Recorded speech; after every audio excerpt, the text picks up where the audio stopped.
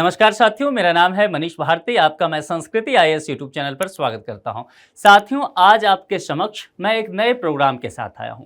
यह प्रोग्राम जो है आगामी आपका सिविल सर्विसेज प्रीलिम्स एग्जामिनेशन जो कि 26 मई को प्रस्तावित है, उसको ध्यान में रखते हुए लाया गया है। अब इसमें हम क्या करने वाले हैं, पिछले एक साल का करंट अफेयर्स जो है विभिन्न विषयों से संबंधित, उस पर हम चर्चा करेंगे।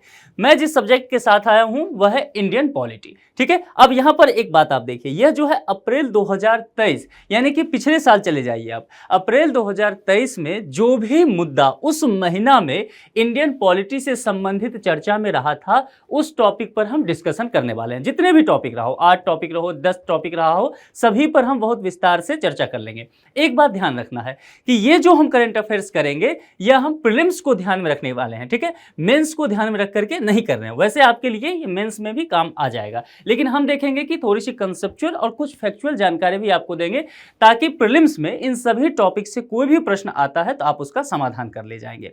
अब देखिए, लेक्चर 1 में हमने अप्रैल 2023 रखा है। इसी तरह जब मैं लेक्चर 2 लेके आऊंगा इंडियन पॉलिटी का, तो मई 2023 लेके आऊंगा। तो एक साल का पूरी हम तैयारी कर लेंगे। जैसे मैं इंडियन पॉलिटी के साथ आया हूं, दूसरे फैकल्टी आएंगे वो दूसरे सब्जेक्ट के साथ आएंगे। तो संस्कृति आईएएस चैनल पे अभी लगातार जो है करंट अफेयर्स पिछले एक साल का विभिन्न सब्जेक्ट का आपको करा दिया जाएगा। तो यदि आप इस बार का प्रीलिम्स एग्जामिनेशन देने वाले हैं, करंट अफेयर्स को लेकर के चिंतित हैं, तो आपको फिक्र करने की आवश्यकता नहीं है। संस्कृति आईएएस चैनल से जुड़े रहिए, यहां पर सभी जानकारी आपको दे दी जाएगी करंट अफेयर्स से संबंधित। ठीक है, एक बात यह क्लियर हो गई।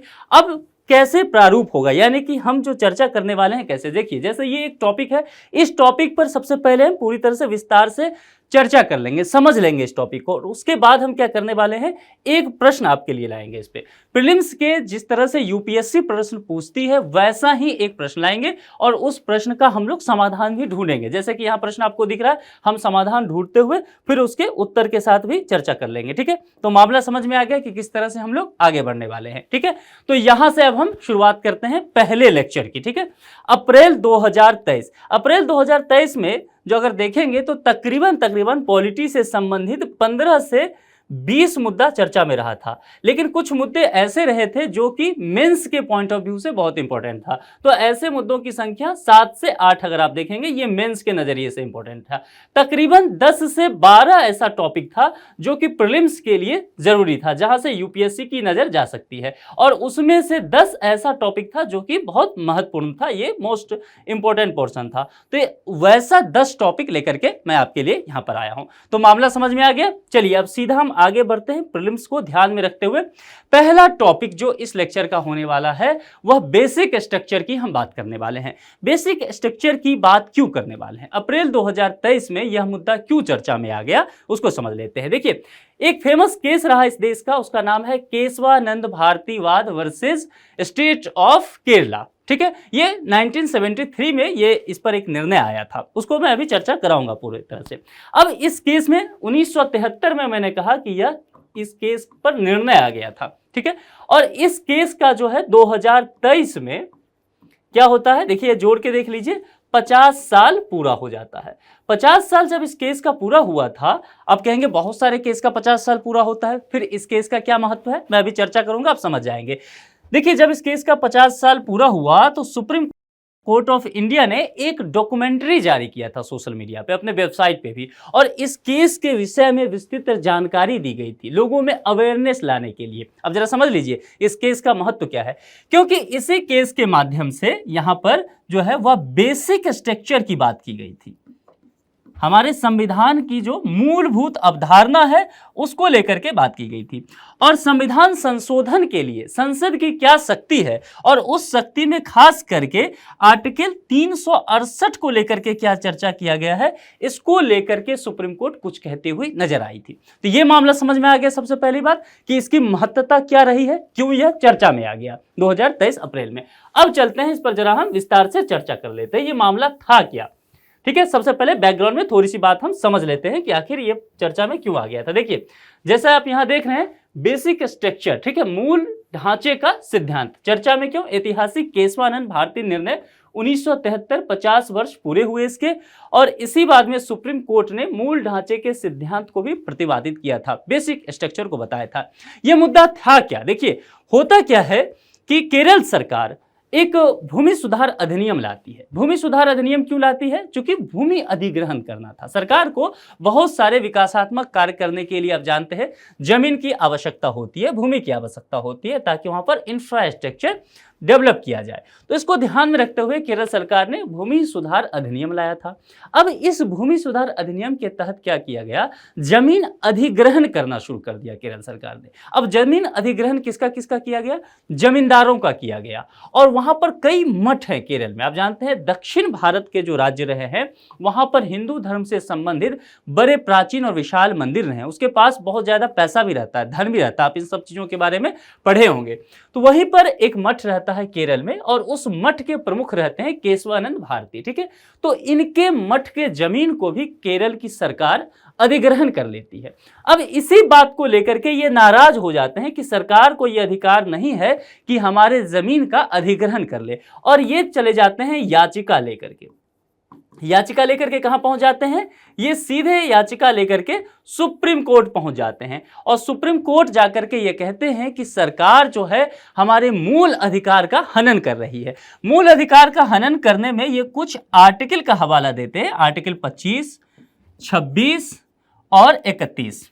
ठीक ना, अपने संपत्ति से जुड़े हुए मसले, धार्मिक मसले, ये सब बताते हुए आपने फंडामेंटल राइट्स पढ़ते हुए ये सब आर्टिकल पढ़ा होगा। तो इसका ये हवाला देते हैं कि सरकार जो है हमारा जो फंडामेंटल राइट्स है उसका हनन कर रही है, इसीलिए इस पर रोक लगाया जाना चाहिए। उसके बाद क्या होता है कि सुप्रीम कोर्ट इस मसले पर सुनवाई शुरू कर देती है, और जब इस मसले पर सुनवाई होता है तो एक बात बेहद ऐतिहासिक है, उस बात को आप चाहे तो नोट कीजिए। सुप्रीम कोर्ट में इस बात के लिए 13 जजों की एक बेंच बैठती है। अब 13 जजों की एक बेंच कहेंगे आप, इसमें कौन सी बड़ी बात है? देखिए, आज तक जितने भी केस हुआ है भारत के इतिहास में सुप्रीम कोर्ट में, ये जो नंबर देख रहे हैं 13, ये सबसे बड़े जजों की बेंच है ये। यानी कि 13 से अधिक जज किसी एक मसले पर निर्णय लेने के लिए अभी तक नहीं बैठे हैं। ठीक है, और तो पहली बात तो होगी संख्या को लेकर के। दूसरी बात, इस जजमेंट के बाद जो सब चीजें सामने आया वह बेहद ऐतिहासिक रहा। जब ये जजमेंट होता है, निर्णय आ जाता है, निर्णय आने के बाद सुप्रीम कोर्ट कुछ बातें कहती है, और उन बातों को कहते हुए सुप्रीम कोर्ट एक काम और करती है, अपने पूर्व के निर्णयों को खुद ही बदल देती है। पूर्व में सुप्रीम कोर्ट ने इस बात से संबंधित ये जो आर्टिकल 368 है, फंडामेंटल राइट्स में संशोधन के लिए संसद को जो शक्ति दी गई है, उसको लेकर के पूर्व में जो कुछ फैसला देती है सुप्रीम कोर्ट, उसको खुद ही इस केस में केशवानंद भारती बाद में तब्दील करते हुए नजर आती है। हम उस पर चर्चा कर लेंगे। अब यहां पर देखिए, मूल ढांचे का सिद्धांत, मूल ढांचे के सिद्धांत कहने का तात्पर्य है कि मूलभूत विशेषताएं संविधान की इसमें कुछ रखा गया है, और इस मूल विशेषताओं को संविधान संशोधन के माध्यम से संसद द्वारा खत्म नहीं किया जा सकता है, निरस्त नहीं किया जा सकता है। यही सुप्रीम कोर्ट यहां पर कहते हुए नजर आती है। अब आपके मन में एक प्रश्न होगा कि ये जो बेसिक स्ट्रक्चर की बात की गई है, क्या बेसिक स्ट्रक्चर का वर्णन संविधान में किया गया है? तो इसका जवाब है नहीं। बेसिक स्ट्रक्चर का वर्णन संविधान में नहीं किया गया है। देखिए, संविधान की व्याख्या करता कौन है? Supreme court. सुप्रीम कोर्ट अपनी बहुत निर्णयों के माध्यम से संविधान की व्याख्या करती है, और कुछ निर्णय सुप्रीम कोर्ट जो देती है वह निर्णय अपने आप में क्या हो जाता है? एक कानून बन जाता है। ठीक है, तो इसको इस केस में निर्णय देते हुए सुप्रीम कोर्ट ने कहा कि आप बेसिक स्ट्रक्चर के साथ छेड़छाड़ नहीं कर सकते। तो यह पूछा गया कि ठीक है, आप ये बता दीजिए हुजूर कि फिर बेसिक स्ट्रक्चर क्या होगा? तो सुप्रीम कोर्ट ने कहा कि यह हम अभी नहीं बता सकते, इसकी जानकारी अभी नहीं दी जा सकती। बस इतनी बातें आप समझ लीजिए कि संविधान की जो कुछ मूलभूत विशेषताएं होंगी जिसको नहीं बदला जा सकता है, आप उसके साथ छेड़छाड़ नहीं कीजिएगा। हमारे विभिन्न निर्णयों के माध्यम से आपको पता चल जाएगा कि मूलभूत विशेषताएं क्या है, ये सुप्रीम कोर्ट का कहना है। दूसरी बात यह भी कहना है कि यदि मूलभूत विशेषताओं के साथ आप छेड़छाड़ करते हैं तो हम उस संशोधन को रद्द कर देंगे। यानी कि यहां पर जो न्यायिक सक्रियता की बात की जाती है, यह देखा जाता है जब इस केस की आलोचना की जाती है, बेसिक स्ट्रक्चर की आलोचना की जाती है, तब यह कहा जाता है कि बेसिक स्ट्रक्चर के सिद्धांत के वजह से सुप्रीम कोर्ट में न्यायिक सक्रियता बढ़ जाती है। यानी कि जो भी नीति निर्माण करने वाले लोग हैं, सदन में जो कानून बनाते हैं, उस कानून को लेकर के कुछ लोग जो है याचिका लेकर सुप्रीम कोर्ट पहुंच जाते हैं और सुप्रीम कोर्ट उस पर फिर बदल देती है फैसले को लेकर के। तो बहुत तरह के आप चर्चा देखते होंगे, जैसे कि मान लीजिए जम्मू कश्मीर में 370 निरस्त किया गया, लेकिन लोग याचिका लेकर के पहुंच गए, हालांकि सुप्रीम कोर्ट ने उस मसले को गैर संवैधानिक नहीं कहा। तो इस तरह के बहुत सारी बातें हैं। जजों की नियुक्ति के मामले में देख लीजिए एक उदाहरण, जजों की नियुक्ति के मामले में सुप्रीम कोर्ट ने उस मसले को गैर संवैधानिक करते हुए रद्द ही कर दिया था। तो ये सब बेसिक स्ट्रक्चर को लेकर के बातें हुई है और सुप्रीम कोर्ट के विभिन्न निर्णयों के माध्यम से पता हमें चलता रहा है समय दर समय कि बेसिक स्ट्रक्चर क्या होना चाहिए। जैसे कि देख लीजिए, भारत के संप्रभुता की जब बात की जाएगी तो भारत की संप्रभुता तो जो है वह बेसिक स्ट्रक्चर के साथ रखा गया था और नागरिकों की व्यक्तिगत स्वतंत्रता की सुरक्षा करना भी वह बेसिक स्ट्रक्चर के साथ रखा गया। इसमें फंडामेंटल राइट जो है आर्टिकल 19 वाला जो है वहां से, यानी कि भाग 2 फंडामेंटल राइट का, वह यहां पर आ जाता है।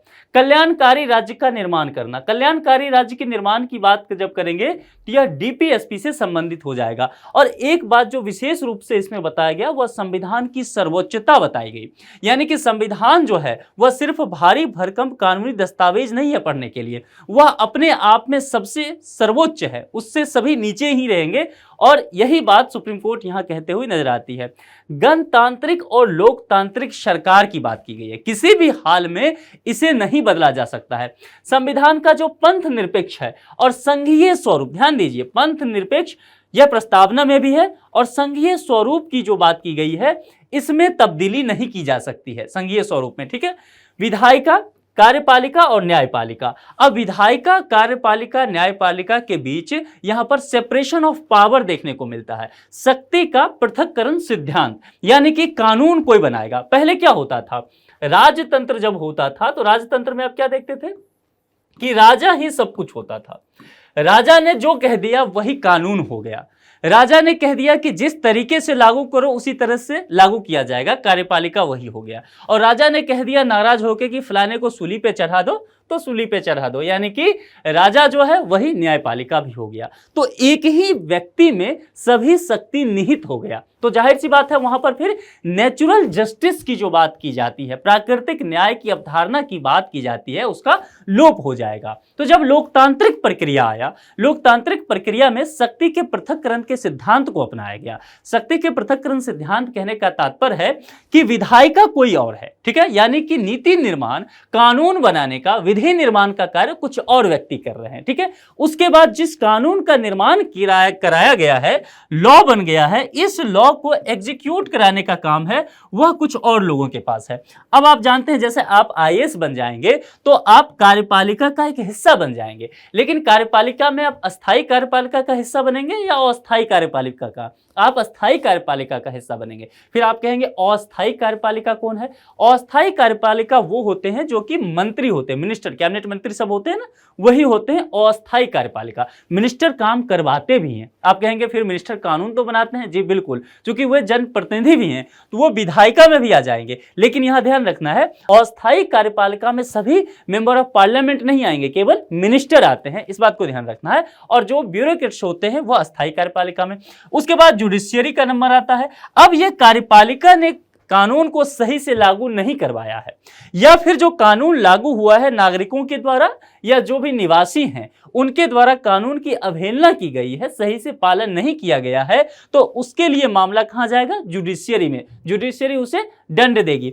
यही बात यहां लॉ पर भी लागू होता है। ध्यान रखिए, इस केस की जो चर्चा किया हूं यहीं पर मैं ला रहा हूं कि ये जो विधायिका बनाने की बात की गई है, यही कहा गया है इसमें कि यदि संसद जो है, विधायिका जो है, इस तरह के कानून बनाती है जो नागरिकों के लिए सही नहीं होगा, या लगेगा कि संविधान में इस तरह का संशोधन कर दिया गया है कि नागरिकों की मूलभूत बातें जो है या मौलिक अधिकार है उसका हनन कर रही है, संविधान की मूलभूत ढांचा का हनन कर रही है, तो फिर ये मामला जो है जुडिशरी अपने हाथ में ले लेगी। और जुडिशरी यहां जिस तरह से कार्यपालिका में जो व्यक्ति गलत करता है उसको दंडित करती है, ठीक यही जो कानून बनाया जाएगा विधायक के द्वारा उसे जो है रद्द कर देगी। अच्छा, सुप्रीम कोर्ट जब मामला रद्द करती है तो यह भी देख लेती है कि वह कानून कहां तक सही है और कहां से गलत है। मान लीजिए किसी व्यक्ति के हाथ में कहीं चोट लग गया और वह इस तरह का विकार हो गया कि हाथ अब सही नहीं हो सकता, तो इसका मतलब डॉक्टर ये तो नहीं करता है कि उस व्यक्ति को जहर दे दो, पूरी तरह से मार ही दो। डॉक्टर क्या करता है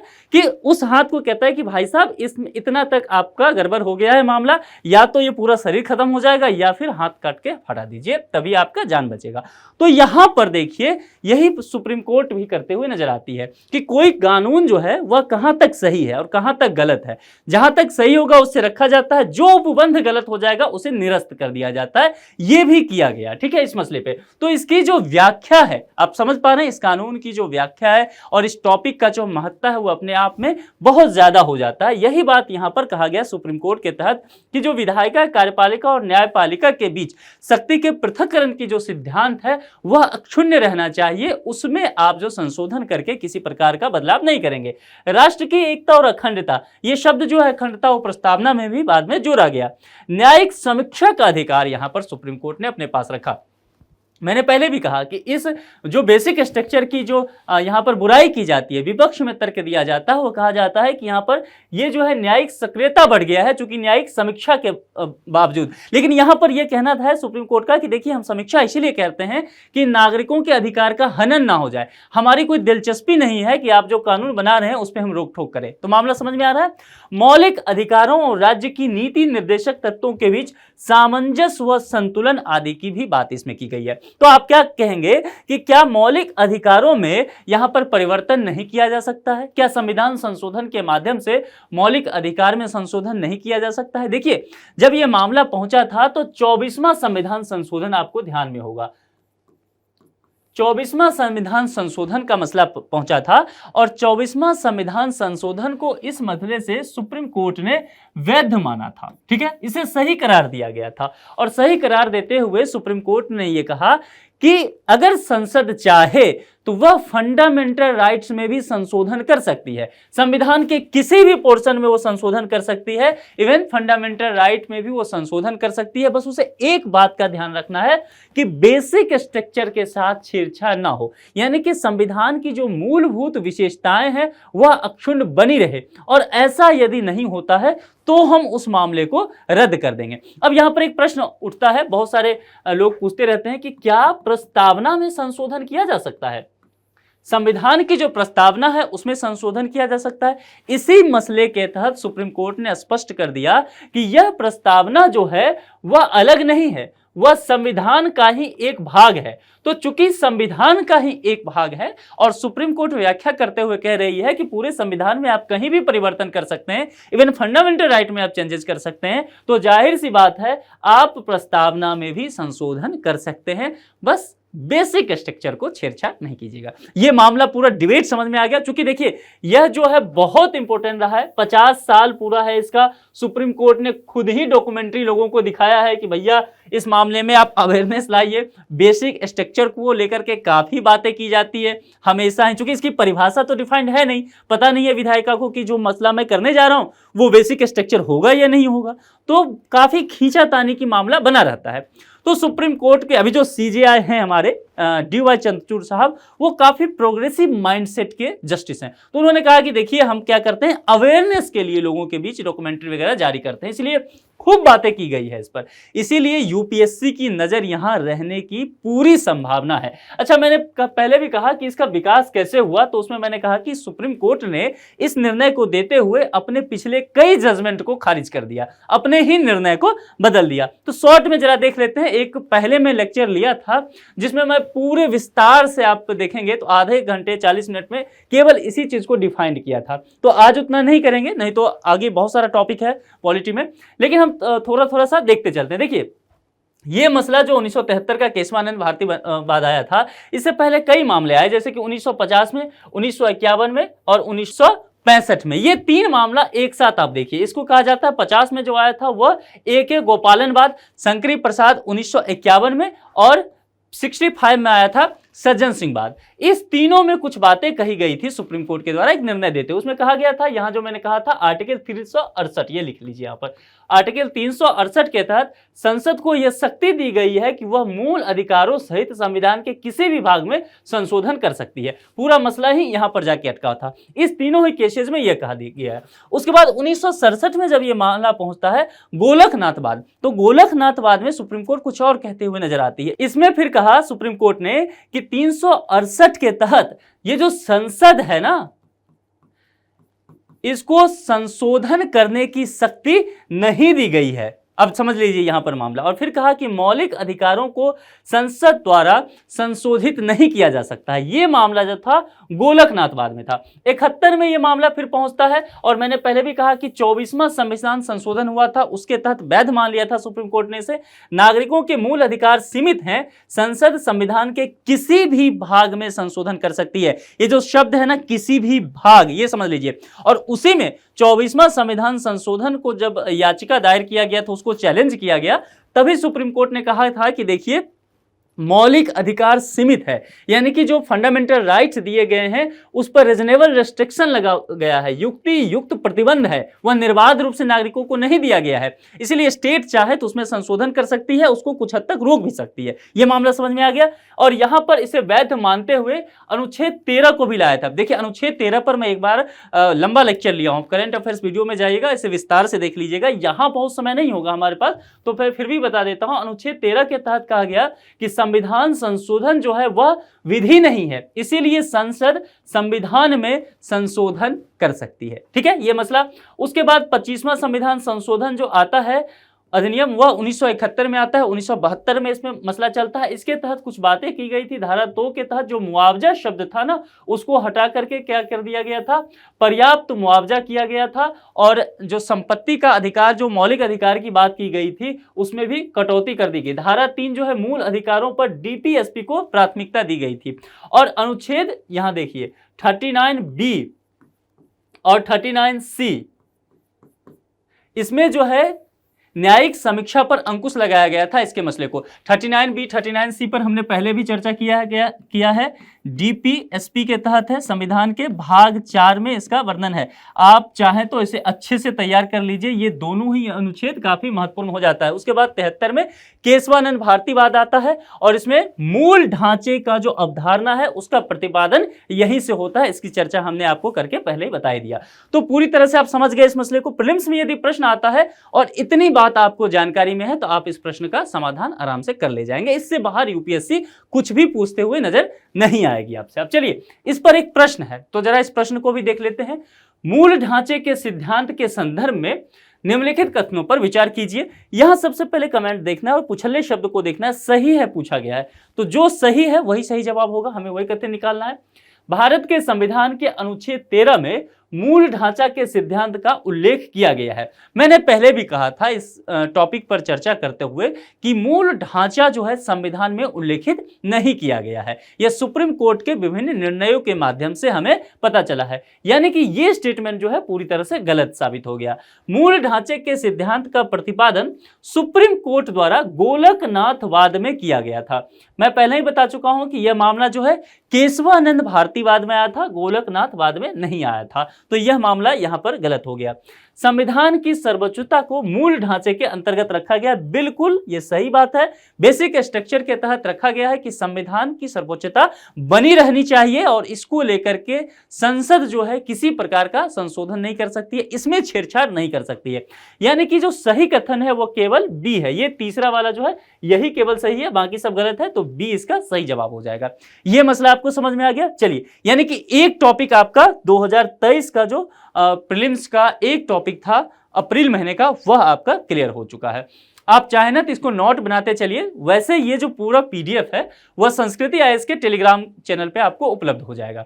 अब मसला ये है आपके लिए कि टेलीग्राम चैनल है कहाँ, कैसे ज्वाइन करें, तो इस वीडियो के डिस्क्रिप्शन बॉक्स में जाइए और वहां पर टेलीग्राम चैनल का लिंक दिया गया है, लिंक को चटकाइए, सीधा आप पहुंच जाएंगे टेलीग्राम पे, और वहां पर संस्कृति आईएएस का टेलीग्राम चैनल पे आपको ज्वाइन का ऑप्शन दिखेगा, उस पर क्लिक कीजिएगा, ज्वाइन कर लीजिएगा। ये पूरा लेक्चर भी जो मैं अभी आपसे बात कर रहा हूं ये भी मिल जाएगा, और उसके नीचे ये पीडीएफ भी आपको मिल जाएगा, वो भी पूरी तरह से निःशुल्क। ठीक है, ये मामला समझ में आ गया। चलिए, तो यहां पर आपके लिए बहुत सरदर्द नहीं है, कुछ पॉइंट आप चाहें तो नोट्स जो आप बनाए होंगे उसमें अपडेट करते चलिए, और ये पूरा पीडीएफ तो आपको मिल ही जाएगा, तो आप समझ लीजिए बातों को अच्छे तरीके से। अंतरराज्यीय सीमा विवाद, इंटर स्टेट बॉर्डर डिस्प्यूट्स। अब यह मसला क्या है, सबसे पहले इसको समझ लीजिए। जैसे कि अंतरराष्ट्रीय स्तर पर सीमा विवाद होता है भारत पाकिस्तान के बीच, देखिए यहाँ पर पाकिस्तान है, इधर भारत है, ये वाला जो पूरा हिस्सा है और ये वाला जो पूरा हिस्सा पीओके वाला, पीओके भारत पाकिस्तान के यहाँ चलते रहता है। यहाँ पर जो है ये मसला पूरा जो एलओसी वाला हिस्सा है, इधर चीन के साथ एलएसी पर मसला चलते रहता है, नेपाल के साथ हमारा सीमा विवाद चलते रहता है, ठीक है, म्यांमार के साथ ऐसा ही होता है। तो कहने का तात्पर्य है जिस तरह से दो देशों के बीच सीमा विवाद चलता है, सीमा विवाद कहने का मतलब है जमीन को लेकर के विवाद, है ना। कई बार गांव घर में आप देखते होंगे, शहरों में भी लोग जमीन के टुकड़े के लेकर के विवाद करते हैं कि ये प्लॉट मेरा है तो ये प्लॉट मेरा है, इतना तक मेरा है या इतना तक मेरा है, ये मसला चलता है। तो जिस तरह से अंतर्राष्ट्रीय स्तर पर दो देशों के बीच चलता है, ठीक ऐसे ही देखा जाता है कि देश के अंदर दो राज्यों के बीच भी ऐसा विवाद हो सकता है, ठीक है। अब दो राज्यों के बीच आप कहेंगे अरे यार एक ही देश का तो मसला है, क्या जमीन यूपी का और क्या बिहार का है, तो दोनों भारत का है। लेकिन देखिए राज्य दो अलग अलग जरूर हैं, लेकिन इस दोनों में प्रतिस्पर्धा तो है, और सकारात्मक प्रतिस्पर्धा जो है वह अच्छा ही होता है। तो अगर मान लीजिए कोई प्लॉट यूपी का बिहार रख ले, तो इस प्लॉट पे जो भी संसाधन होगा उसका कर कौन ले जाएगा, बिहार ले जाएगा, तो बिहार को इसका फायदा हो जाएगा ना, वहां की जो निवासी हैं उसको फायदा हो जाएगा। तो जाहिर सी बात है जो प्लॉट यूपी को दिया गया है, यूपी चाहेगी कि उस पर मेरा अधिकार हो जाए। इसी बात को लेकर के यहां पर पूरा मसला चलता हुआ नजर आ रहा है। कई राज्यों के बीच ये विवाद आपको देखने को मिल जाएगा। जैसे कि एक उदाहरण देकर बताता हूं, ये शहर है बहुत खूबसूरत सा, बढ़िया सा, चंडीगढ़।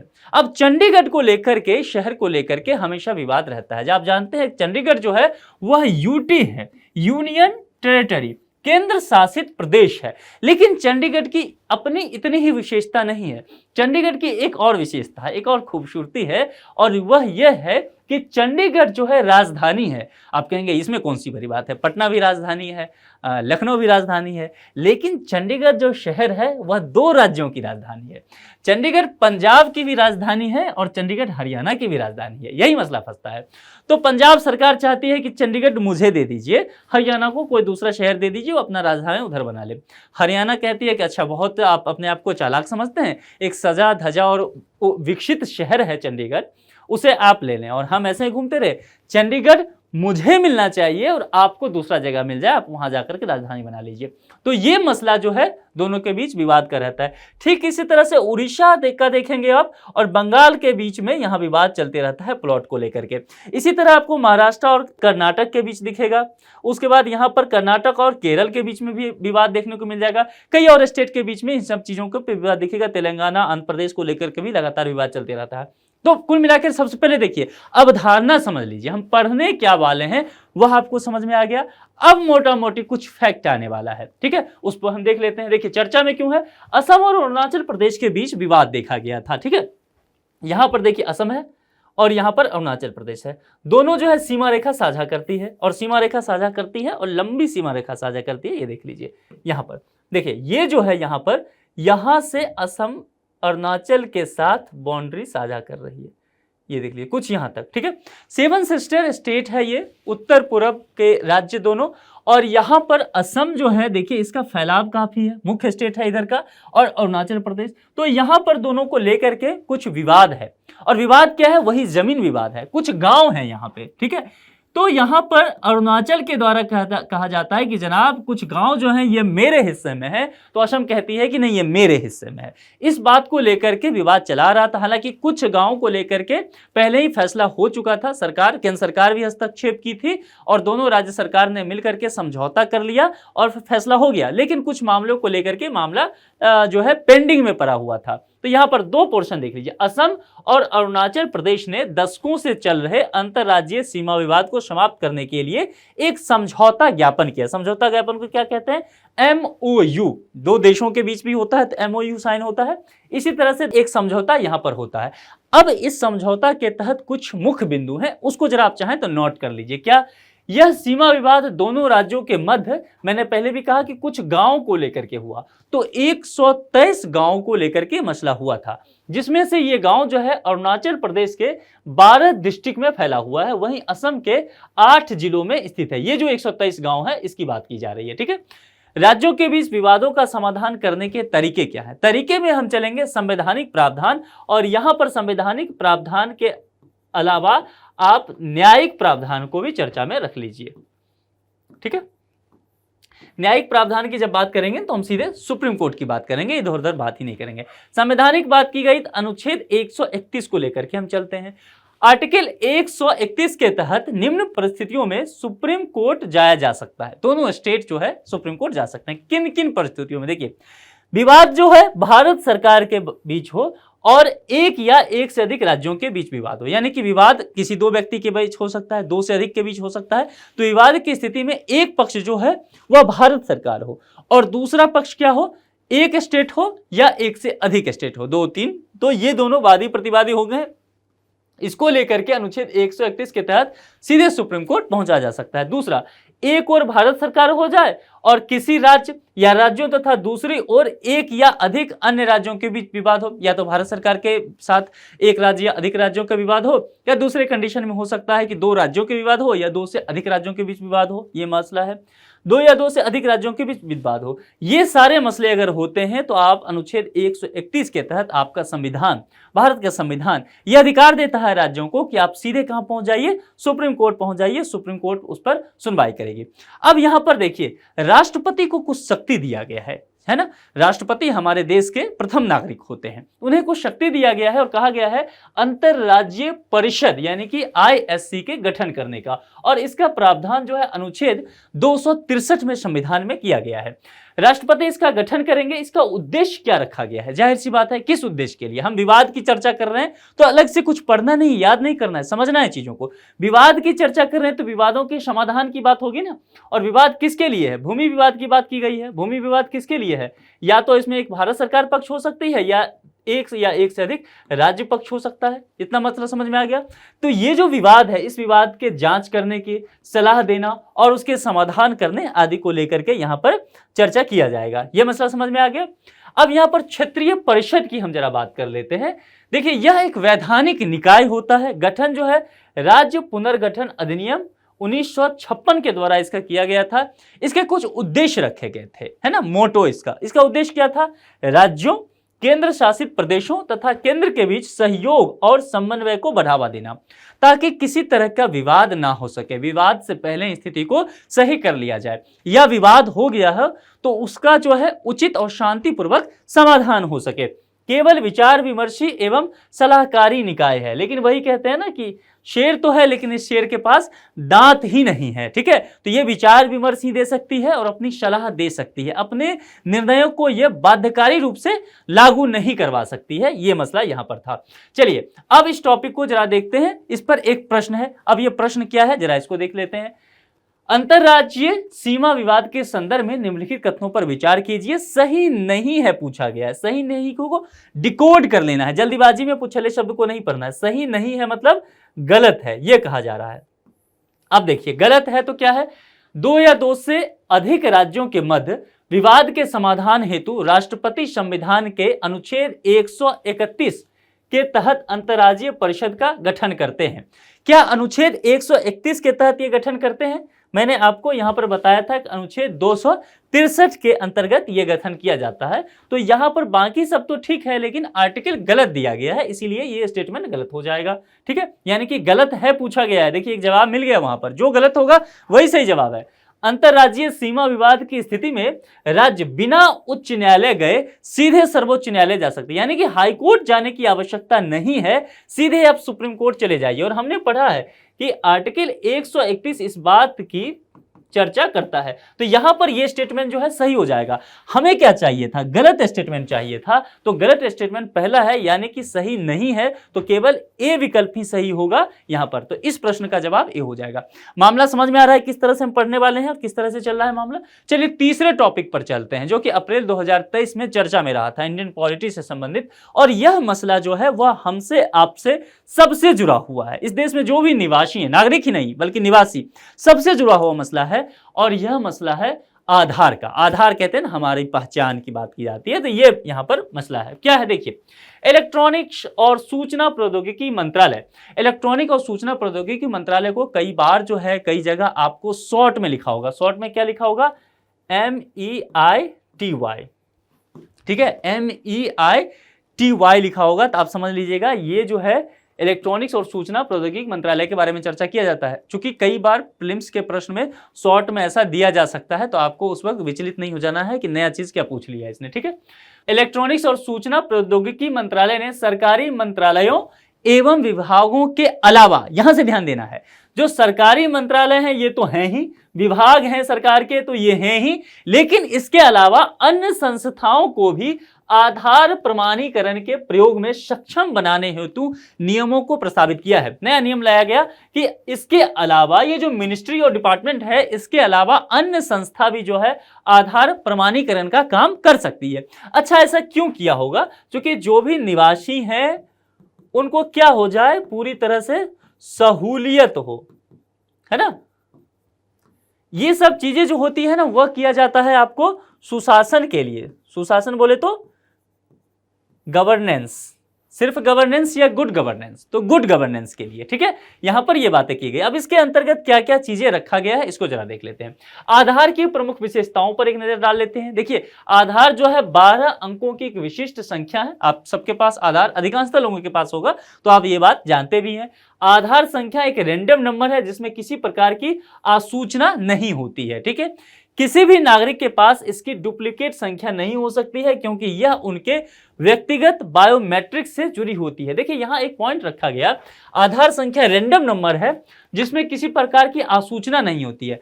नंबर में ना कई बार सूचना होता है, जैसे कई बार यूनिवर्सिटी का मान लीजिए किसी का कुछ नंबर है, इस बार मान लीजिए किसी कोर्स में किसी ने एडमिशन लिया तो 24 यहां पर 165 हो गया और 165 यहां पर 32 हो गया, ठीक है। ये मान लेते हैं, इस तरह का चीजें हो गया।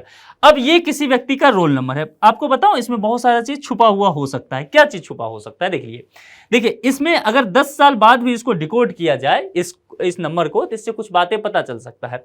जैसे कि पता ये चल सकता है कि 2024, यानी कि जिस स्टूडेंट ने ये एडमिशन लिया है वह 2024 में इस कोर्स का स्टूडेंट रहा होगा। उसके बाद यहां पर लिखा है 165, तो इससे यह पता चल जाएगा कि वह किस कॉलेज का स्टूडेंट रहा है। 165 किस कॉलेज का नंबर होगा, किस यूनिवर्सिटी के अंतर्गत, यह बात यहां पर पता चल जाएगा। और 32 जो है, इससे यह फाइंड आउट किया जा सकता है कि यह किस कोर्स के बारे में बताता है। संभव है स्टूडेंट ने यहां पर मैकेनिकल इंजीनियरिंग की पढ़ाई की है, ठीक है। यहां पर तो हो सकता है कि ये मैकेनिकल इंजीनियरिंग 2024 और कॉलेज हो सकता है IIT दिल्ली हो सकती है। तो ये क्लियर हो गया ना कि स्टूडेंट जो है 2024 में IIT दिल्ली से मैकेनिकल इंजीनियरिंग का स्टूडेंट रहा था। 10 साल बाद भी इस नंबर से केवल पता लगाया जा सकता है। ये सिर्फ उदाहरण के लिए बताया हूं, ठीक है। ये IIT दिल्ली का मसला नहीं है या सिर्फ मैकेनिकल इंजीनियरिंग का मसला नहीं है, ये उदाहरण के लिए बताया हूं। तो यहां पर यही कहा जाता है कि ये आसूचना इसमें नहीं है, इस डिजिट में सूचना छुपा हुआ है। आप इसके माध्यम से कुछ बातें जान सकते हैं, लेकिन हम सबों का जो आधार नंबर है 12 डिजिट का, उसमें इस तरह की कोई सूचना ही नहीं है, एवं ही है, यानी कि रैंडम है वो 12 नंबर। आप कितना भी माथा लगा लीजिए, दिमाग लगा लीजिए, कुछ नहीं हाथ आएगा उससे, ठीक है। ये कहने की बात है, यानी कि गोपनीय चीजें रखा गया है, उसके आधार पर कोई जानकारी नहीं निकाली जा सकती है, यह बात कही जा रही है। आधार नामांकन प्रक्रिया में देखिए किन किन बातों का ध्यान नहीं रखा गया। जाति, आपसे आधार कार्ड पे पूछा गया आप किस जाति के, नहीं। आपसे धर्म भी नहीं पूछा गया होगा। आपसे पूछा गया है कि भाई साहब कितना कमाते हैं, नहीं पूछा गया है। आपसे ये पूछा गया है कि बताइए आपका स्वास्थ्य कैसा है, कोविड हुआ था, वैक्सीन लिए हैं कि नहीं लिए। आधार में सब चीजों की जानकारी नहीं रहती है। इसके अलावा जो है डेमोग्राफी की भी वहां पर चर्चा नहीं की जाती है। आधार में इन सब चीजों की चर्चा नहीं होती है। यह भारत के निवासियों के लिए, ध्यान देखिए, नागरिक नहीं, नागरिक एक साइज है और निवासी एक बड़ा साइज है। निवासी में वे लोग भी आ जाते हैं जो देश के नागरिक नहीं होते हैं। तो भारत के निवासियों के लिए पहचान और पते के प्रमाण के रूप में कार्य करता है।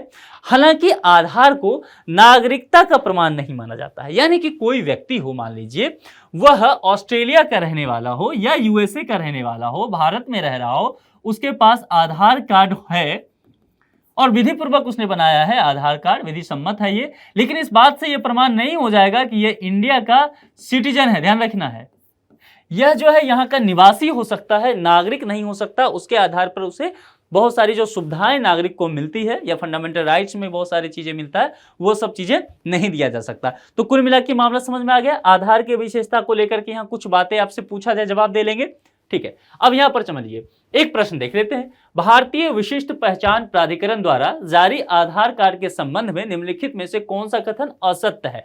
पिछले वाले शब्द, पुछल्ले शब्द कहने का मतलब, उसको ध्यान से प्रीलिम्स में पढ़ना है। आधार 12 अंकों की एक विशिष्ट संख्या है, ये सही है। असत्य पूछा गया था तो ये हमारे किसी काम का नहीं है। मामला समझ में आ गया। अब चलिए, आधार नामांकन प्रक्रिया आय के विवरण को शामिल नहीं किया जाता। यहां होता किया जाता है तो गलत हो जाता। आय का विवरण नहीं मांगा जाता है तो ये सही हो गया स्टेटमेंट। यह भारत के निवासियों के पते के प्रमाण के रूप में कार्य करता है। निवासियों पूछा गया, केवल नागरिक होता तो गलत हो जाता, यानी कि ये सही है। यह भारत में नागरिकता का प्रमाण है। अभी हाल ही में मैंने ऑस्ट्रेलिया का उदाहरण देके बताया था, यह नागरिकता का प्रमाण नहीं है, यानी कि यह गलत हो गया। असत्य पूछा गया था, यही जनाब असत्य है। तो इस प्रश्न का सही जवाब जो हो गया वह डी हो गया। मामला क्लियर हो गया, आगे बढ़ जाए। चलिए, ऑनलाइन गेमिंग का विनियमन, ये चौथा टॉपिक है हमारा, ठीक है। चलिए, अब इसमें चर्चा में क्यों, सबसे पहले समझ लेते हैं। ऑनलाइन गेमिंग देखिए, मुद्दे मैं कहता हूं पहले समझ लीजिए। ऑनलाइन गेमिंग का क्या तात्पर्य है? आप लोग भी खूब सारा ऑनलाइन गेम खेलते होंगे, पबजी वगैरह खेलते हैं।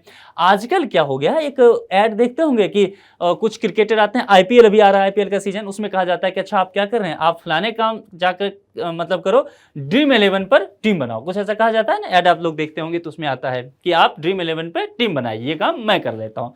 कुछ क्रिकेटर आते हैं। अब क्या है ये, वो तो ऑनलाइन गेमिंग है ना, ड्रीम 11 वगैरह। उसमें क्या होता है कि एक तरह से जुए का खेल है, ठीक है। तो इस तरह चीजें लगातार बढ़ती जा रही थी, इस पर रेगुलेशन करने की आवश्यकता हो गया था, क्योंकि धांधली बहुत ज्यादा हो रहा था। तो सरकार के नजरिए में यह चीज आया, सरकार को समझ में आया, नीति निर्माता को लेकर के, और यहां पर फिर कुछ बातें की गई है। मसला समझ में आ गया। अब चलते हैं, कुछ बातें कर लेते हैं इस पर। ऑनलाइन गेमिंग का विनियमन, ठीक है। इलेक्ट्रॉनिक्स और सूचना प्रौद्योगिकी मंत्रालय, ये मैंने आपको पहले भी बताया था कि इसे नोट कर लीजिए। ये अगर पूछ दे मान लीजिए यूपीएससी में, तो आपको ध्यान रखना चाहिए, यहां पर ये स्मॉल आई रहेगा, ठीक है। इलेक्ट्रॉनिक्स और सूचना प्रौद्योगिकी मंत्रालय, तो सबसे पहले मिनिस्ट्री के बारे में आपको जानकारी होना चाहिए, ने सूचना प्रौद्योगिकी मध्यवर्ती दिशा निर्देश और डिजिटल मीडिया आचार संहिता नियम 2021 में संशोधन किया गया। ये जो नियम वगैरह होता है ना, अधिनियम वगैरह, ऐसा ही लंबा चौड़ा पता नहीं क्या क्या शब्द होता है, इसको ध्यान से देखना है, क्योंकि इसमें बहुत सारे, जैसे उसमें बताया था नंबर में कुछ बातें छुपी होती है, इसी तरह ये कानून वगैरह जो होता है इसमें कुछ बातें छिपी होती है। अभी बताऊं क्या बातें छुपी है। देखिए, सूचना प्रौद्योगिकी, यहां पर आईटी की बात की जा रही है। मध्यवर्ती दिशा निर्देश, मध्यवर्ती जो जिस ऐप वगैरह के माध्यम से खेलते होंगे या मोबाइल से खेलते होंगे, सिस्टम पे आप गेम खेलते होंगे, ठीक ना, ये सब मध्यवर्ती में आ जाएगा। दिशा निर्देश और डिजिटल मीडिया आचार संहिता, इस सब चीजों को लेकर के कुछ आचार संहिता है, कुछ कानून है, वह नियम 2021 में आया था, उसमें संशोधन किया गया है। मसला समझ में आ गया। संशोधन क्यों किया जाता है किसी कानून में? क्योंकि पहले से कोई कानून है, समय के साथ उसमें अलग तरह की चुनौती आ जाती है, तो उसको समय के साथ अपडेट करने की जरूरत होता है, तो संशोधन की आवश्यकता होती है। जैसा कि हमारे संविधान में भी संशोधन किया जाता है बार बार, और संविधान में आप जानते हैं 106 बार अभी तक संशोधन हो चुका है। तो कुल मिलाकर के यही बातें हैं। अब सबसे पहले ऑनलाइन गेम को जरा समझ लेते हैं। देखिए, ऑनलाइन गेम क्या होता है? इंटरनेट के माध्यम से आप खेलते हैं, है ना। ऑनलाइन गेम इंटरनेट के माध्यम से खेले जाने वाला एक गेम है। अब इसमें मध्यवर्ती, इसमें भी था ना, देखिए कानून में मध्यवर्ती दिशा निर्देश और डिजिटल मीडिया आचार संहिता, तो यहां पर भी कहा गया कि मध्यवर्ती माध्यम जो है कंप्यूटर है या जो इंटरनेट है, ये सब क्या है? मध्यवर्ती माध्यम होगा। किसी ऐप के माध्यम से भी आप खेलते होंगे, मोबाइल फोन के माध्यम से, ये सब आ जाएगा। ऑनलाइन गेमिंग पर नियमों की कुछ विशेषताएं देख लेते हैं, मुख्य बातें इससे संबंधित। आईटी नियम 2021, उसी को शॉर्ट फॉर्म में, वही जो कानून था नियम, उसको शॉर्ट फॉर्म में लिखा गया है, आईटी नियम 2021। मान लीजिए पूरा ये ना लिख करके ये देखिए यहाँ पर, ये पूरा कानून ना लिख करके आईटी नियम 2021 लिख दे तो एग्जाम हॉल में चौंक नहीं जाना है कि ये क्या हो गया। ये वही बातें हैं, आपको समझना है। और इसके संशोधनों को सूचना प्रौद्योगिकी अधिनियम 2000 की धारा 87 के तहत लाया गया है। ठीक है, इस सेक्शन को ध्यान में रखना है, ये सेक्शन 87, ये बड़ी काम की चीज है इस नियम का। आईटी नियम 2021 को सोशल मीडिया मध्यवर्तियों को विनियमित करने हेतु लाया गया है, पहले भी हमने चर्चा कर लिया। किसी भी प्रकार के जुए वाले ऑनलाइन गेम को इससे निषिद्ध किया गया है।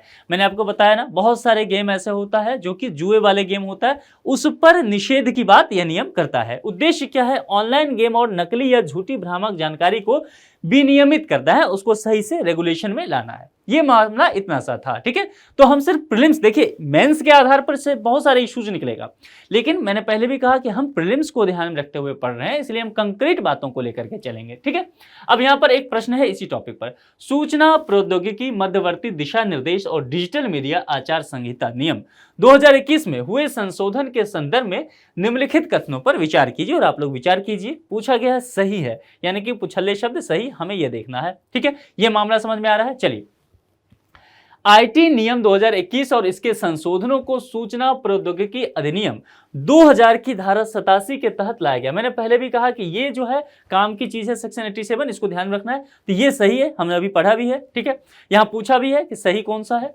आईटी नियम 2021 को देखिए, मैंने कहा था ना, उस नियम को संभव है प्रश्न में पूरा ना डाल करके शॉर्ट फॉर्म में लिख दे, तो आपको याद रखना है कि ये वही चीज है। आईटी नियम 2021 को सोशल मीडिया मध्यवर्तियों को विनियमित करने हेतु लाया गया, अभी हमने पढ़ा, तो ये सही हो गया।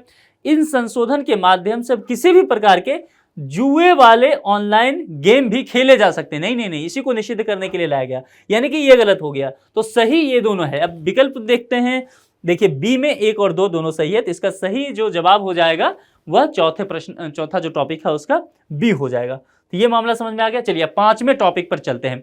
5वां टॉपिक चर्चा में क्यों आ गया था, राष्ट्रीय दल का दर्जा। आम आदमी पार्टी को राष्ट्रीय पार्टी का दर्जा दिया गया था, उसके बाद से ये चीजें जो है चर्चा में आ गया था। चुनाव चिन्ह आरक्षण और आवंटन आदेश 1968 के तहत अब चुनाव आयोग द्वारा मान्यता प्राप्त राष्ट्रीय दल की संख्या 6 रह गई है। यहां पर एक चीज ध्यान देना है कि जैसे आम आदमी पार्टी को राष्ट्रीय दल का दर्जा दिया गया, उसी तरह कुछ पार्टियों से राष्ट्रीय दल का दर्जा छीन लिया गया। आप एक बात तो इससे समझ में आ गया, यानी कि किसी भी पार्टी को राष्ट्रीय दल का दर्जा मिल जाता है, इसका मतलब वो अक्षुण्ण नहीं है, हमेशा के लिए नहीं है।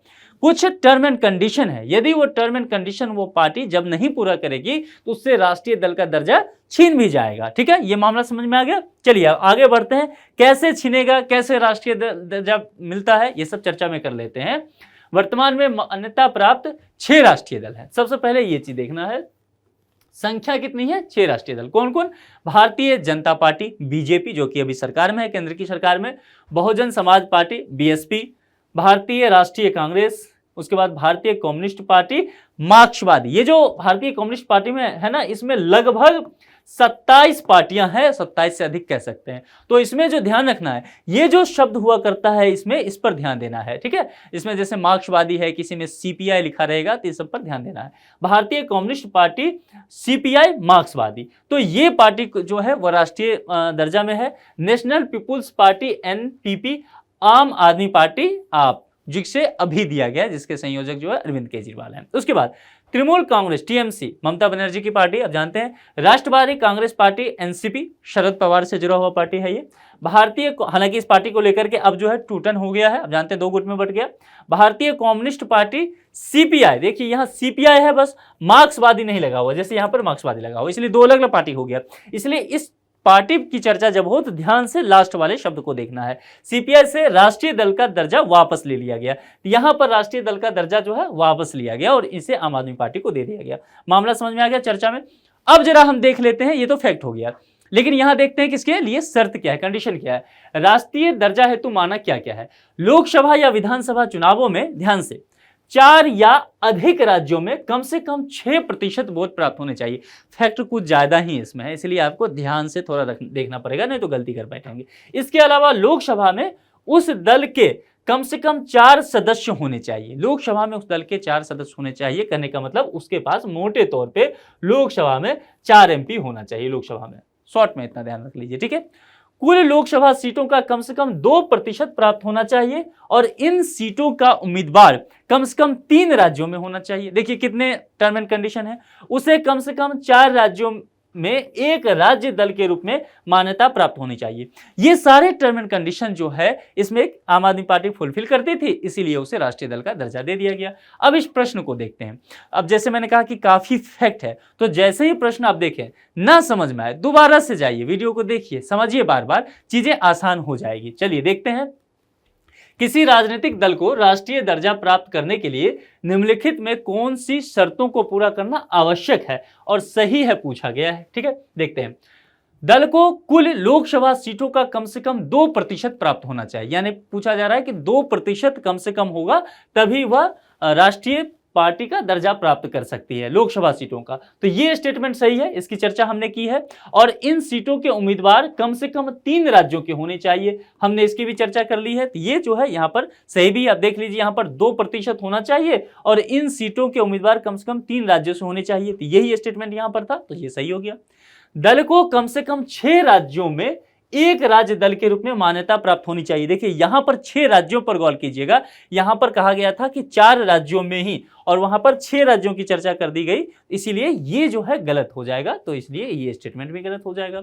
विधानसभा चुनावों में 4 या अधिक राज्यों में कम से कम 8% वोट प्राप्त होना चाहिए। इस 8% पे यहां पर प्रश्नवाचक चिन्ह लग जाएगा और यहां पर कहा गया था कम से कम 6% वोट होना चाहिए, जो कि था 8%, इसलिए यहां गलत, तो ये स्टेटमेंट भी गलत। पूछा गया विकल्प सही है कौन, तो अब देख लीजिए एक ही सही था, पहला वाला स्टेटमेंट, तो यहां पर केवल एक हो जाएगा, ए वाला विकल्प हो जाएगा। इस टॉपिक से प्रश्न समझ में आ गया। अगर इस टॉपिक से प्रश्न बनता है थोड़ा सा उलझाव होगा, चूंकि फैक्ट है, तो बार बार प्रैक्टिस कीजिएगा, इस तरह का ही प्रश्न आएगा इससे। अब राज्यपाल को लेकर के चर्चा कर लेते हैं। देखिए राज्यपाल का एक ऐसा पद है जो हमेशा से ही विवादों में रहा है। अब राज्यपाल जो होते हैं राज्य में उनकी नियुक्ति होती है और राज्य में वो केंद्र सरकार के प्रतिनिधित्व के रूप में काम करते हैं। ठीक है, वहां से जो प्रशासनिक ब्यौरा वगैरह होता है वह केंद्र सरकार को देते भी हैं। तो ये मसला कई बार हो जाता है कि राज्य में सरकार किसी की है, दूसरे पार्टी की, केंद्र में किसी दूसरे पार्टी की। तो केंद्र की जिसकी पार्टी है, संभव है कई बार देखा जाता है कि राज्यपाल उसके हिसाब से काम करने लग जाते हैं, इस वजह से विवाद वगैरह भी होता है। तो कई राज्यों में इस तरह के विवाद को देखा गया। अप्रैल 2023 का मसला अगर आप देखेंगे तो उस समय क्या था, तमिलनाडु में यह पद काफी चर्चा में आ गया। तमिलनाडु में क्या हुआ कि राज्य की जो कि विधानसभा है वह लगभग जितने भी बिल को पास करके भेज रही थी, क्योंकि राज्यपाल से होकर के वो कानून बनेगा, जैसे देश का कानून राष्ट्रपति से होकर के बनता है, ये सब पॉलिटी में बेसिक आपने पढ़ा होगा। तो उसमें क्या हुआ, 20 से अधिक बिल को यहां पर जो राज्यपाल अपने पास रख लेते थे। यहां पर विधानसभा जो है कानून बनाने के लिए राज्यपाल के पास भेजी, राज्यपाल चुपचाप अपने पास रख लेते थे, कुछ बोलते ही नहीं थे उस कानून पर। मैं बताऊंगा कि क्या क्या होता है, कुछ बोलते ही नहीं थे। अब वो बिल जो है कानून बन ही नहीं पाया, तो इम्प्लीमेंट नहीं होता था, काम राज्य सरकार कर नहीं पा रही थी।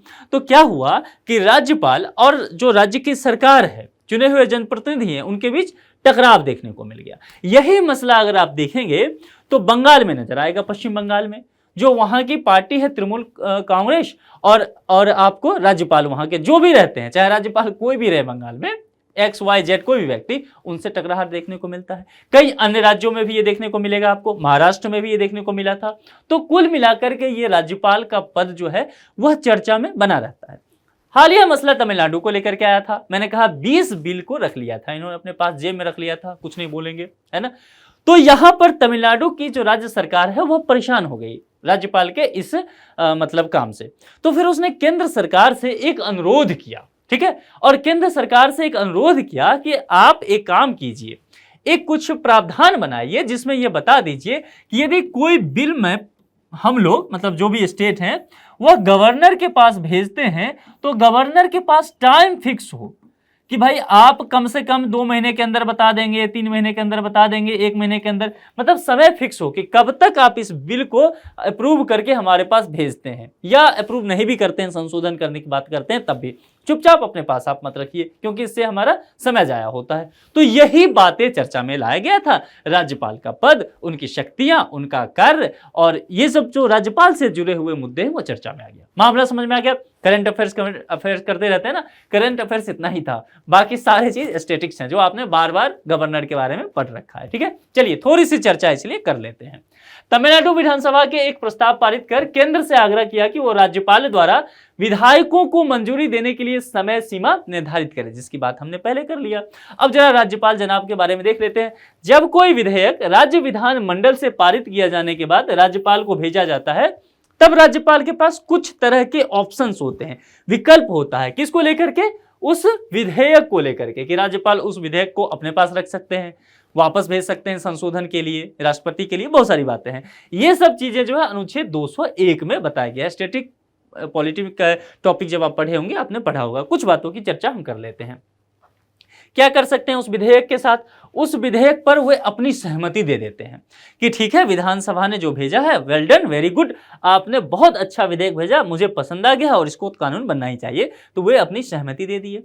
कई बार क्या होता है, नाराज हो जाते हैं कि नहीं, ये प्रावधान तो मुझे ठीक नहीं लग रहा है, आप जो है इस पर काम मत कीजिए, इसको रहने दीजिए, इसको खत्म करते हैं। तो वह सहमति नहीं देते हैं, खत्म ही कर देते हैं। उसके बाद कुछ होता है वो पुनर्विचार के लिए करते हैं। देखिए, बाकी चीजें तो सही था, पर अमुक बातें जो है इसमें थोड़ा सा संशोधन मुझे लगता है आप लोग और अच्छे से चर्चा कर लेते, विधानसभा में बैठ के समय लेकर के, तो और अच्छे से इस टॉपिक को आप तैयार कर लेते, अच्छा भी लाता, लोगों के लिए अच्छा काम होता। तो इसको क्या करते हैं, वो पुनर्विचार के लिए भेज देते हैं। लेकिन एक और कंडीशन है, यदि मनी बिल हो जाए, मतलब बाकी कोई बिल है तो वापस पुनर्विचार के लिए भेज देंगे, लेकिन मनी बिल में वो ऐसा नहीं कर सकते हैं। तो इसे जो है विधायिका को वापस लौटा देते हैं।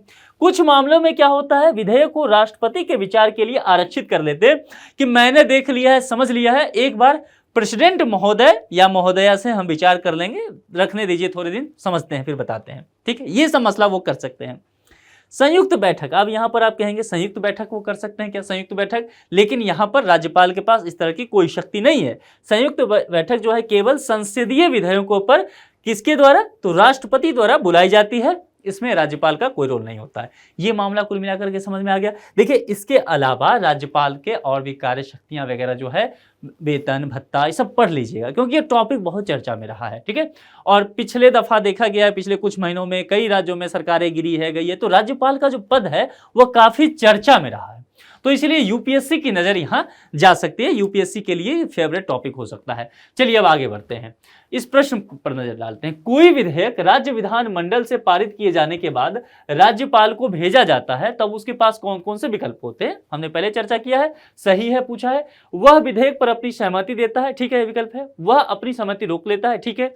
वह विधेयक को पुनर्विचार के लिए लौटा सकता है, यह बात भी ठीक है। वह विधेयक के विवाद को खत्म करने के लिए संयुक्त बैठक बुला सकता है, नहीं, ये प्रेसिडेंट के पास है केवल, ये अधिकार केवल प्रेसिडेंट के पास है, राज्यपाल के पास नहीं है। तो ये गलत हो गया, यानी कि ये 3 सही हुआ है ना। तो 3 को ढूंढिए कहां है, 1 2 3, यानी कि सी। तो इस प्रश्न का सही जवाब सी हो जाएगा। ऊपर के तीनों स्टेटमेंट जो है वह सही है। मामला समझ में आ गया।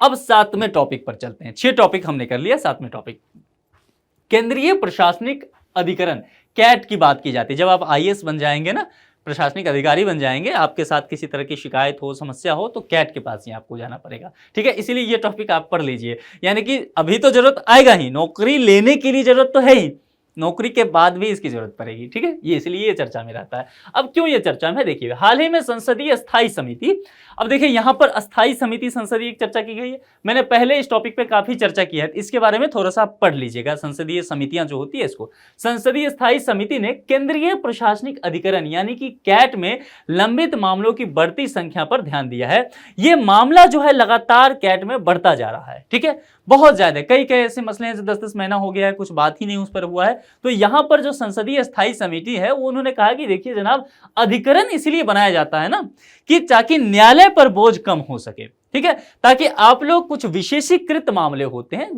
जो मसला जो है तकनीकी मसला है ना, मान लीजिए अर्थव्यवस्था से संबंधित अधिकरण बहुत सारे टॉपिक पे बनता है। नदी जल विवाद के लिए बन गया, अर्थव्यवस्था से संबंधित मसलों पर बन गया, प्रशासनिक कामों के लिए बन गया। इनका कहना है कि अधिकरण जो बनता है वो इसलिए बनता है कि न्यायालय पर दबाव कम हो और जो मसला आ जाए जल्दी से उसका निपटारा हो जाए। लेकिन आप लोग भी तो वही कर रहे हैं, मामले इतने सारे लंबित हैं, जल्दी से फैसला हो ही नहीं रहा है, तो इसको लेकर के यहां पर कुछ चर्चा किया गया, सेंट्रल एडमिनिस्ट्रेटिव ट्रिब्यूनल की यहां पर बातें की गई। जरा इसको देख लेते हैं अब। चलिए, अनुच्छेद 323A के तहत 1985 में प्रशासनिक अधिकरण अधिनियम 1985 के तहत इसे स्थापित किया गया था। यह एक बहुस्तरीय निकाय है और इसमें कार्यकाल को लेकर के देखेंगे तो अध्यक्ष, इनका कार्यकाल 4 वर्ष या 70 वर्ष की आयु होगा, जो भी पहले हो जाए, ठीक है। अन्य सदस्य जो है कार्यकाल 4 वर्ष और 67 वर्ष की आयु होगा, जो भी पहले हो जाए। इन सभी की नियुक्ति प्रेसिडेंट ऑफ इंडिया के द्वारा की जाती है। कैट की स्थापना जो है राजीव गांधी जब प्रधानमंत्री हुआ करते थे उनके समय में ही किया गया था, त्वरित मामलों के निपटारण के लिए, ठीक है। केंद्रीय प्रशासनिक अधिकरण के सदस्य जो है न्यायिक और प्रशासनिक दोनों क्षेत्र से संबंधित होते हैं। अब यहां पर समझ लीजिए, न्यायिक और प्रशासनिक, मैंने एक शब्द पहले लिखा था, आपने ध्यान दिया होगा कि मैंने कहा था तकनीकी मामले। अब जो न्यायपालिका से जो रिटायर्ड जज वगैरह होते हैं उन्हें न्यायपालिका की चीजों की जानकारी होता है। प्रशासनिक क्षेत्र चूंकि कैट से संबंधित मामला है तो जिनको प्रशासन का अनुभव है, जो पूर्व अधिकारी वगैरह होते हैं, वह दोनों बैठते हैं ताकि ये न्यायालय वाले मसले पे देख लेंगे और ये जो है प्रशासन वाले मसले पे देख लेंगे, त्वरित न्याय हो जाएगा। ऐसा कोर्ट में नहीं होता है। कोर्ट में जो जस्टिस होते हैं या जज होते हैं वही बैठते हैं, लेकिन यहां पर प्रशासक भी बैठ सकते हैं। मामला समझ में आ गया? क्योंकि ये तकनीकी मसला होता है, जैसे नदी जल विवाद। अब नदी जल विवाद में उन लोगों को न्यायालय वाले मसले पर तो इधर से 1-2 पूर्व जज बैठ जाएंगे और इधर से प्रशासनिक मुद्दों पे सरकार उनको बिठाती है जिनको नदी जल के मसले पर जानकारी हो, ठीक है। तो यहां पर क्या होगा कि दोनों मिलकर के त्वरित न्याय कर सके, मामले का त्वरित निपटारा कर सकेंगे। यही इसका ध्येय भी होता है। मामला समझ में आ गया? और यही नहीं हो रहा था, इसीलिए संसद की स्थायी समिति ने यहां पर इन लोगों की क्लास लगा दी। मामला समझ में आ गया? चलिए, तो यहां पर संबंधित हो सकता है उद्देश्य लोक सेवकों की भर्ती तथा सेवा की शर्तों से संबंधित विवादों और शिकायतों का जल्दी निपटारा करना है। यह वाद का निर्णय करने में नैसर्गिक न्याय के सिद्धांतों को ध्यान में रखता है। अब यहां एक मसला है, नैसर्गिक न्याय, प्राकृतिक न्याय की बात करते हैं, कैसे यहां समझ लीजिए। यह सिविल प्रक्रिया संहिता द्वारा निर्धारित प्रक्रिया से बाध्य नहीं है, ठीक है। ये जो मामले होते हैं आईपीसी, सीआरपीसी, इन सबों से थोड़ा सा हटके ये चलता है और ये देखता है व्यवहारिक पक्ष को, और व्यवहारिक पक्ष के तहत ये देखता है कि नेचुरल जस्टिस क्या है, उसके आधार पर यह निर्णय देता है। मामला समझ में आ गया?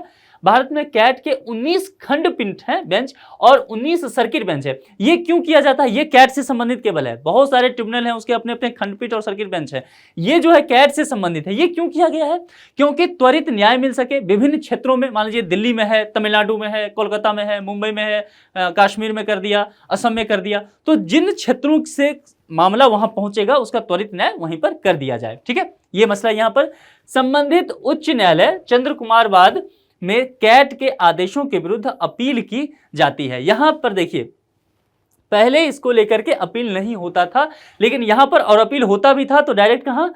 सुप्रीम कोर्ट में। लेकिन यहां जो चंद्र कुमार वाद आया उसमें कहा गया कि आप इसको लेकर के उच्च न्यायालय भी जा सकते हैं। कैट ने कोई डिसीजन दिया, आप खुश नहीं हैं, ठीक है। मान लीजिए कोई आईएएस ऑफिसर है, किसी मसले पर उन्हें सस्पेंड कर दिया गया, हुए कैट में पहुंच गए कि देखिए हमारा जो सस्पेंशन हुआ गलत हुआ, आप इसको देखिए। कैट ने कहा कि नहीं, आपका जो सस्पेंशन हुआ बिल्कुल ठीक हुआ है, आप सस्पेंड नहीं रहेंगे, ठीक है। तो ये भाई साहब जो है, जो ऑफिसर आईएएस हैं, वो माने नहीं कैट की बात को, मतलब नहीं, हम आपके डिसीजन से नाराज हैं, हम जाएंगे अपील करेंगे और ऊपर जाएंगे। तो पहले वो सीधे सुप्रीम कोर्ट में जाते। अब क्या था, ये चंद्र कुमार बाद में ये फैसला हो गया कि नहीं, ये उच्च न्यायालय में भी जा सकते हैं, हाई कोर्ट जा सकते हैं। तो ये हाई कोर्ट जाएंगे कि देखिए मैं कैट के जो निर्णय आया उससे खुश नहीं हूं, आप देख लीजिए हमारे मसले को। मामला समझ में आ गया? हाई कोर्ट नहीं हुआ तो फिर सुप्रीम कोर्ट है। तो इस तरह की बातें यहां पर की गई। अब जरा इस पर एक प्रश्न है, तो प्रश्न को देख लेते हैं कि प्रश्न क्या कहता है। देखिए, निम्नलिखित कथनों पर विचार कीजिए, सही है। केंद्रीय प्रशासनिक न्यायाधिकरण कैट की स्थापना प्रधानमंत्री अटल बिहारी वाजपेयी द्वारा, यहां पर देख लीजिए, यहीं पे गलत हो गया, अटल बिहारी वाजपेयी जैसा ही आएगा गलत कर दीजिए, वहां पर राजीव गांधी प्रधानमंत्री होते थे, तो यही गलत हो गया। केंद्रीय प्रशासनिक न्यायाधिकरण के सदस्य न्यायिक और प्रशासनिक दोनों क्षेत्र से संबंधित हो सकते हैं, बिल्कुल सही बात है। तो सही है, यहां सही पूछा गया, केवल 2 सही है, तो बीज वाला ऑप्शन सही हो गया। 7वां टॉपिक हो गया। चलिए 8वें टॉपिक पर चलते हैं। एक रिपोर्ट है, टाटा इंस्टीट्यूट डालती है, India justice report. India justice report में टाटा ट्रस्ट के द्वारा यह जारी किया जाता है, ठीक है। तो उस समय अप्रैल के महीने में यह रिपोर्ट जारी किया गया था 2023 में, और इसका यह तीसरा संस्करण जारी किया गया। इसमें कुछ बातें की जाती है, यानी कि न्याय जो देने की बात की जाती है ना, उसके कुछ पोर्शन पर यह ध्यान दिया जाता है, उसके कुछ आंकड़े देखते हैं, उसका विश्लेषण किया जाता है डेटा का, उसके आधार पर रिपोर्ट तैयार किया जाता है, और रिपोर्ट में कुछ बातें बताई जाती है। भारत में न्याय प्रणाली को लेकर के, पुलिस बल को लेकर के बताया जाता है, जेल को लेकर के बताया जाता है, विधि व्यवस्था कैसे चल रही है, इन सब चीजों पर यह रिपोर्ट विस्तार से चर्चा करती है। आपको करना क्या है कि आप इंडिया जस्टिस रिपोर्ट पर एक नजर डाल लीजिएगा, वेबसाइट पे जाइएगा, ये जो टाटा ट्रस्ट वाले वेबसाइट होता है ना, उस पर जाके एक नज़र में देख लीजिएगा, चीज़ें आ जाएगी। वैसे मैं मुख्य बातों को यहाँ बता ही देता हूँ। यह रिपोर्ट प्रत्येक राज्य के प्रमुख, देख लीजिए, देखना है प्रमुख क्या, न्याय वितरण तंत्रों, प्रत्येक राज्य की बात की गई, तंत्रों, तंत्र के अंदर क्या क्या आ जाता है न्याय के लिए, न्यायपालिका आता है, पुलिस आ सकता है, जेल आ सकता है, विधिक सहायता आ सकता है, इन सबों को बेस बना करके तैयार किया जाता है। हमने पहले ही आपको बता दिया। अब रिपोर्ट में कुछ बातें कही गई है, तो हम न्यायपालिका की बातों को देख लेंगे, पुलिस की भी स्थिति देख लेंगे, जेल की क्या स्थिति है ये भी देख लेंगे, रिपोर्ट में क्या क्या कहा गया।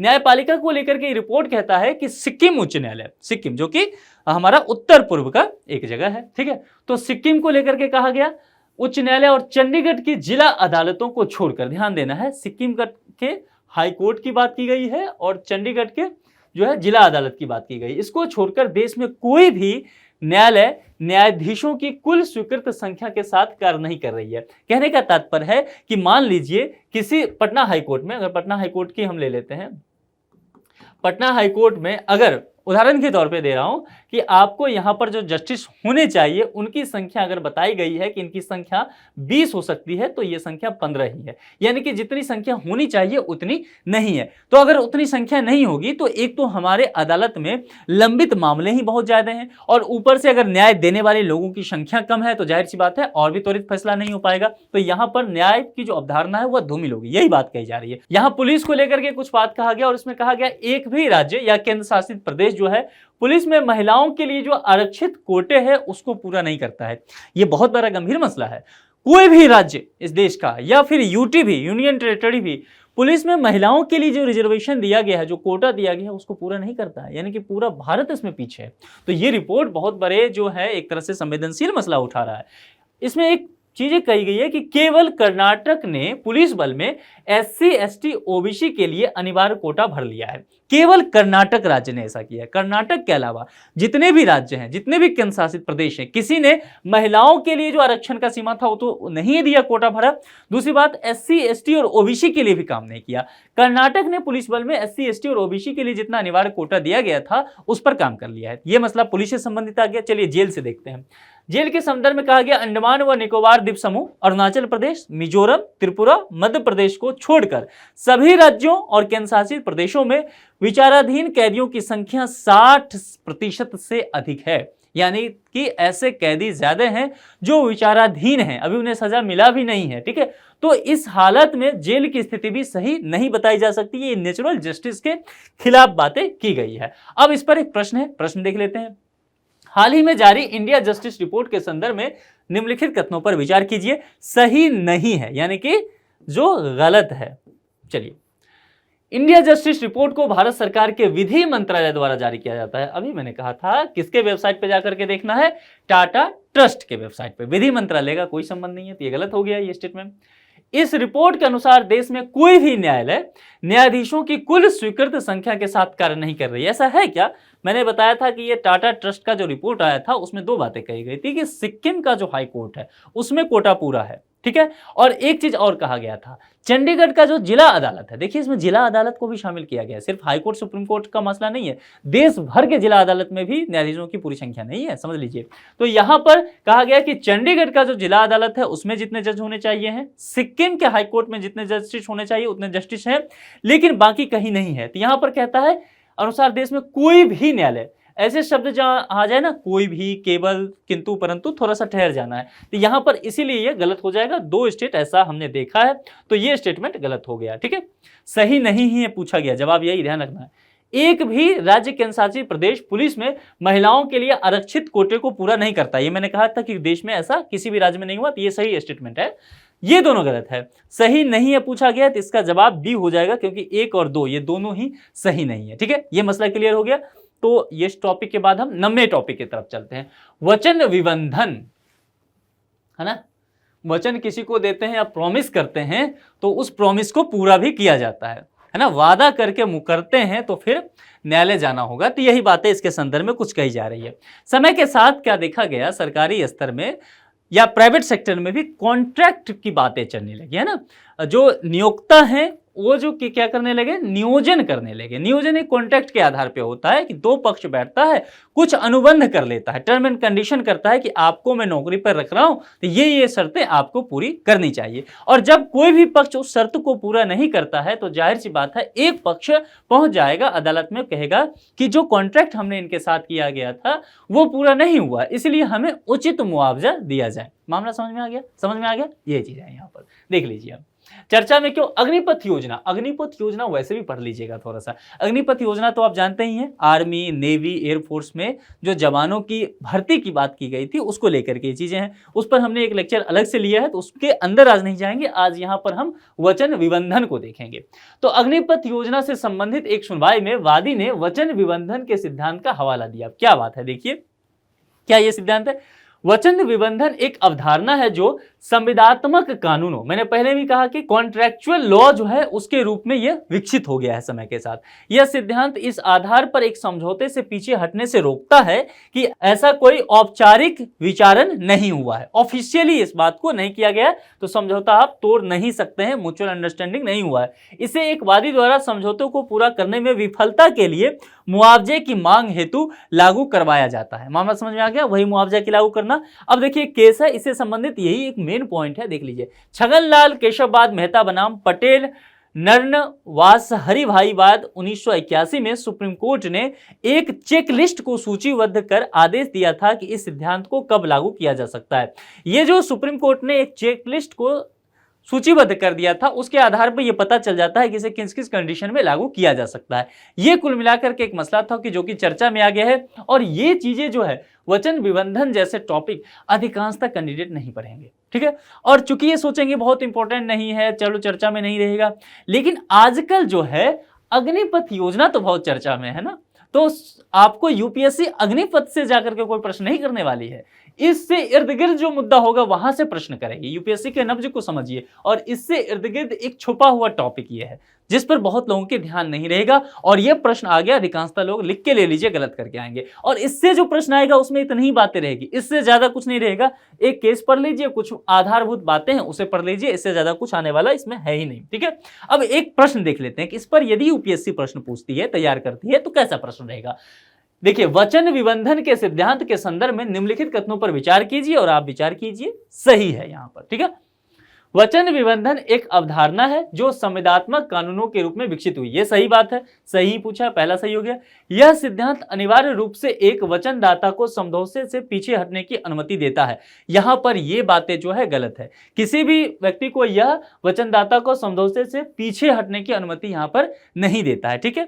इसके तहत वादी द्वारा मुआवजे की मांग की जाती है, बिल्कुल सही बात है, वादी द्वारा मुआवजे की मांग की जाती है। इसमें सही पूछा गया था, 1 और 3 सही है, दूसरा गलत है। 1 और 3 जो है इसके 90 टॉपिक का सही आंसर जो है यहां पर सी हो जाएगा। हमने देख लिया इसे। चलिए, इस लेक्चर का करंट अफेयर्स के जो इंडियन पॉलिटी का सेगमेंट लेकर के मैं आया, इस लेक्चर का जो लेक्चर 1 है इसका आखिरी टॉपिक है, यानी कि अप्रैल 2023 का ये आखिरी टॉपिक है प्रीलिम्स के लिहाज से, जो महत्वपूर्ण हो सकता है इंडियन पॉलिटी में, ठीक है। और ये टॉपिक महत्वपूर्ण है, इसको आप नोट कीजिए, इस पर काफी चर्चा रहा है। और यूपीएससी का जिस तरह से नेचर बदल रहा है, यूपीएससी कुछ भी अब पूछ सकती है, ठीक है।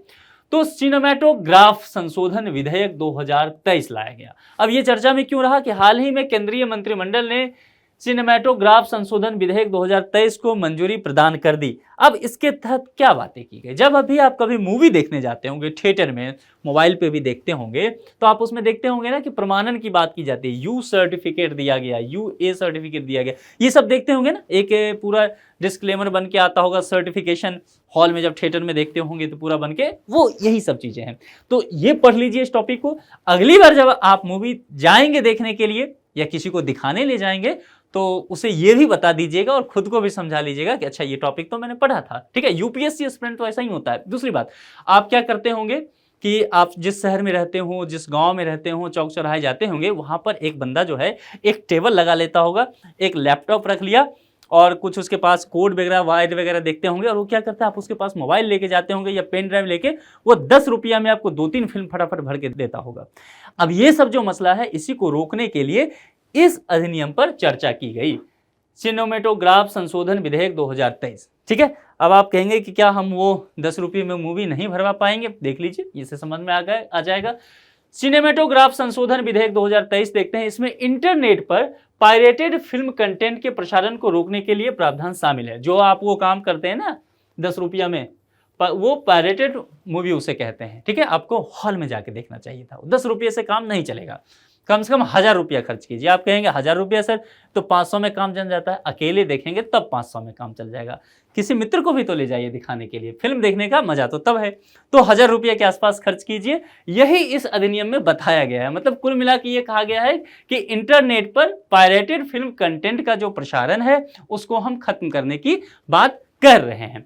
इसमें फिल्म को लेकर के जो सर्टिफिकेशन दिया जाता है, जिसकी चर्चा मैंने किया कि यू है हो गया, ए सर्टिफिकेट हो गया, यूए सर्टिफिकेट जो हो गया, ये जो अभी मतलब इस अधिनियम से पहले की बात की गई कि मौजूदा प्रमाणन की बजाय इसको एज के अकॉर्डिंग हम क्लासिफाई कर दें। ठीक है, एज के अकॉर्डिंग डिफाइन करें। कैसे, समझ लीजिए, एक आयु वर्ग डिसाइड करें और उसके आधार पर यह प्रावधान किया गया। जैसे कि मान लीजिए किसी फिल्म को यू प्रमाणन दिया गया तो सभी आयु के लिए सार्वजनिक प्रदर्शन करने से संबंधित है। यानी कि कोई मूवी अगर आप देखने गए थिएटर में और वहां पर आपने देखा सर्टिफिकेशन में यू लिखा है, बड़े बड़े अक्षर में लिखा रहेगा शुरू में, इसका मतलब समझ लीजिएगा कि इस फिल्म को सभी लोग देख सकते हैं, किसी भी आयु वर्ग के हों, जच्चा बच्चा सब, है ना, बच्चा भी और बच्चे के पापा भी, मम्मी भी, सब देख सकते हैं और सार्वजनिक रूप से देखा जा सकता है थिएटर में बैठ के, कोई प्रतिबंध नहीं है। यानी कि ये इसे पूरी तरह से हरी झंडी दिया गया। यू अगर लिखा हो, अब जाना है थिएटर में या मोबाइल में मूवी देखना है तो ये देखना है कि ये समझते रहना है, रिवीजन हो जाएगा इससे।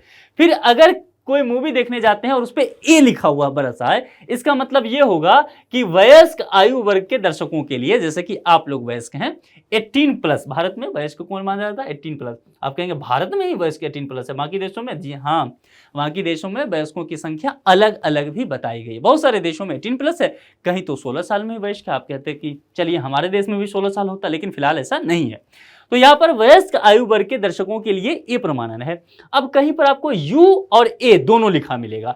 यदि ये तो है तो इसका मतलब समझ लीजिए, यू मैंने क्या कहा था कि ये सभी आयु वर्ग के लिए है, ध्यान रखना है, और ए मैंने क्या कहा, ये केवल वयस्क के लिए है।